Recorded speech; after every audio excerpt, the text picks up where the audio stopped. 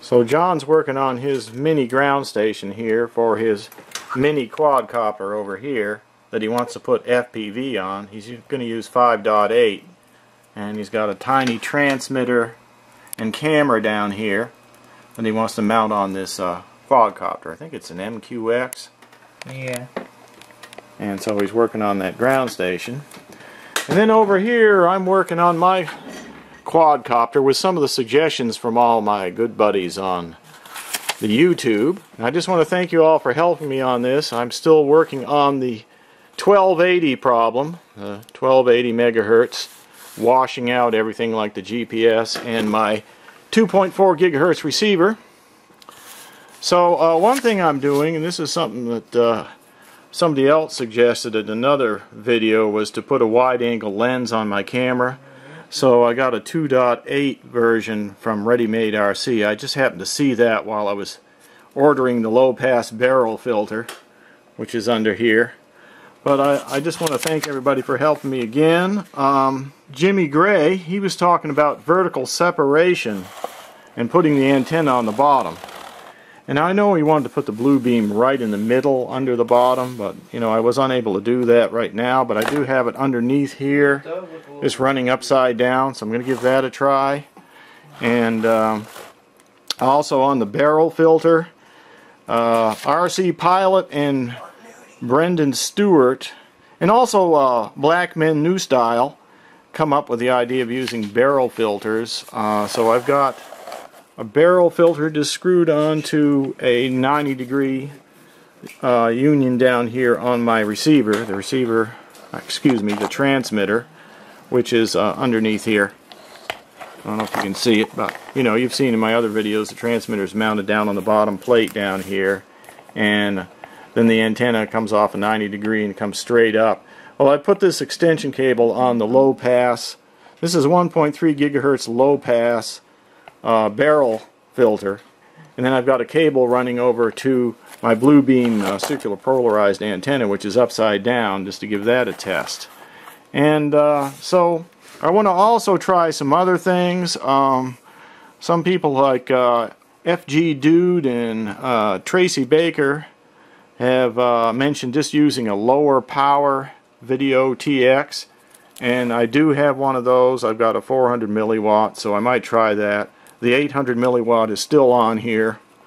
And of course another solution is just to use 1258 and forget 1280, and then use a repeater, a 5.8 gigahertz repeater out to my goggles. And that was suggested by Superbell 82 and Urban Guild. Both said they like to do that. So that's another thing that could be done.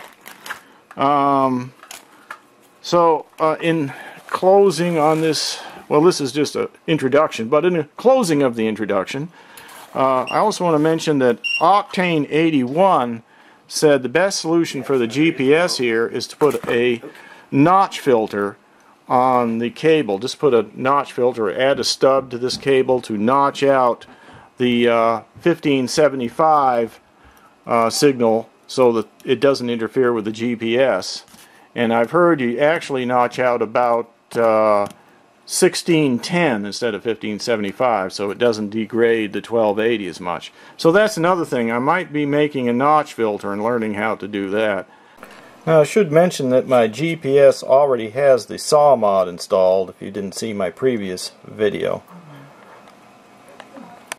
Okay, I've got the quadcopter running on 1258 right now, channel D. And this is with the antenna upside down. I am not getting any satellites. Hasn't been very long though, but so far none. Yeah, 1 green, 3 reds. No satellites reported. So I'm not sure either of the things I put on there helped any. The low pass filter or the antenna upside down. Okay, just for kicks, let's switch over to, let's go to channel 9, which is 1280. There it goes.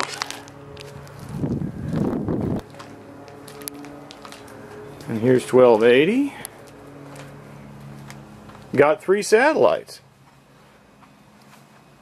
So now I'm getting more on 1280 than I was on 1258.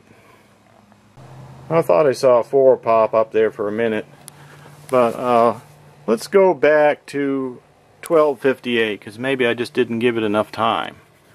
So I'll go back to 1258 here. There's channel D.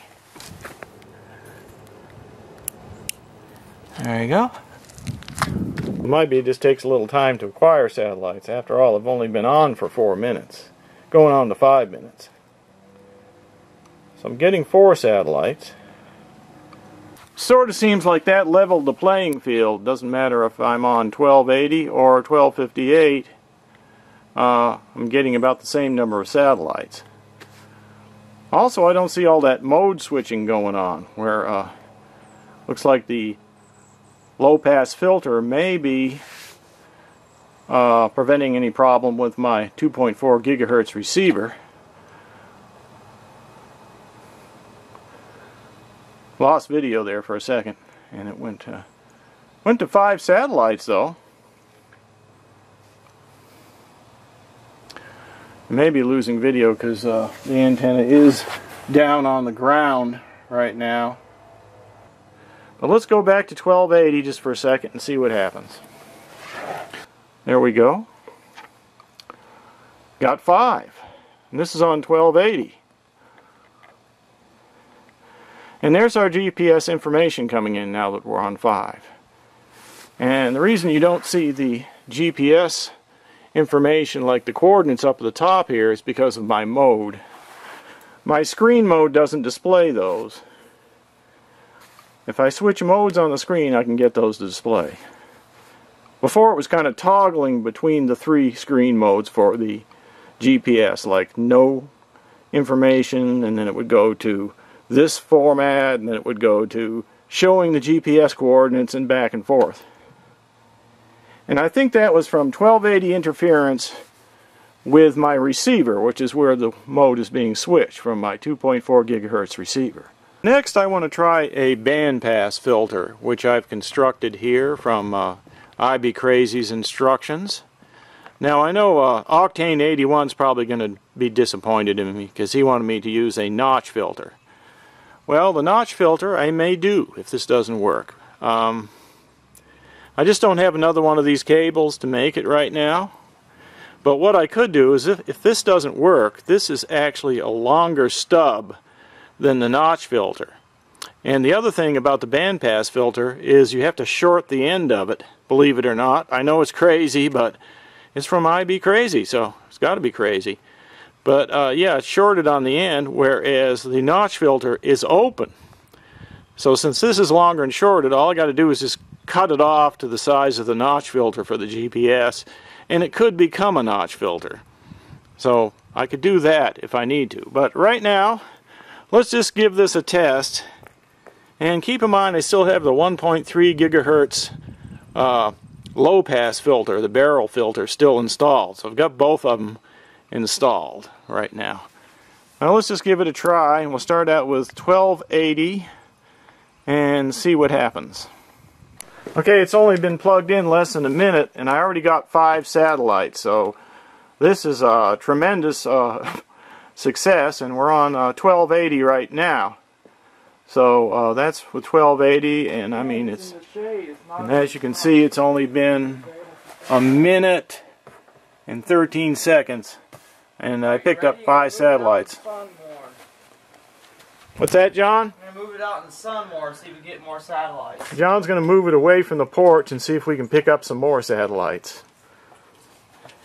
Try it now. Well, actually it went down for a second, but it's come back up. Probably just because you were over the top of it, but yeah, still got 5 right now. But it's only been, it's less than 2 minutes. I mean, 5 is enough to fly it. It seems like a solid 5 too. I'm going to bring it out a little bit more, get it as far away from the house as I can. Okay, John's bringing it way away from the house. We may lose video, I don't know. Okay. Kudos for it. Hey, we got 6 satellites. Just came It was 6 for a minute there. It went back down to 5 though. 5 is enough. Okay, now let's go ahead and try 1258 and see what happens. All right. Yeah, you can go hit the button. He's going to go hit the button. Tell you, it's great to have this help here. So I'm going up to channel D, 1258. John's down there hitting the button. I found it. He found it. Okay, we're waiting for the video to come back. There it is. Still got 5 satellites. 6, 5, and 6. But I think, you know, it's really leveled the playing field again so that either frequency seems to work. I'm getting a few more satellites there. I mean, 1 more satellite. I got 6.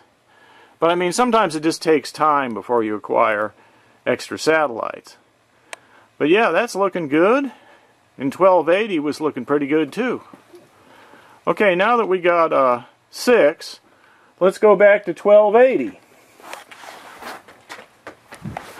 Alright, I'm going to knock this down to channel 9. John's pressing the button. Got it. He got it. He's on his way back. And let's see, there's the signal. Okay, while he was over the top of it working on it, it dropped down to 4. Let's see if it comes back up.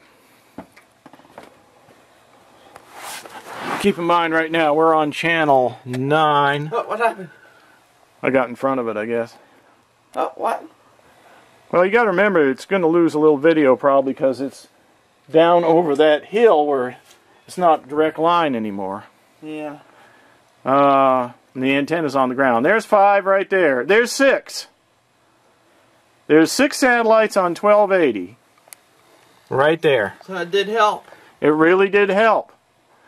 Now, I think later on we might do another test and just see what it does without the low-pass filter, but I'm kind of tending to think I should leave it on there because it really helps with the 2.4 gigahertz interference.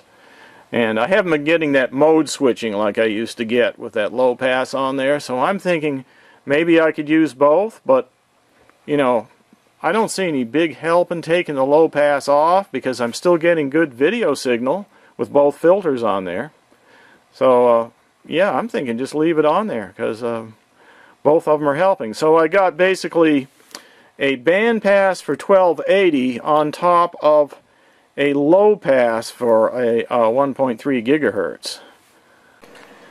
So here's my diagram here for the dual notch filter, which I was going to make, which Octane 81 had mentioned, and I got all the measurements here for that and a diagram. But instead of doing that, I actually just put 1 stub on to the extension cable, 1 feeder stub, and instead of using these measurements for the GPS and the 2.4, I actually used the measurements for 1280, and that was 4.07 centimeters, and then I just shorted the end of it, and that's what you saw on the quadcopter right here. Well, that's it for now. We'll catch you later with more information.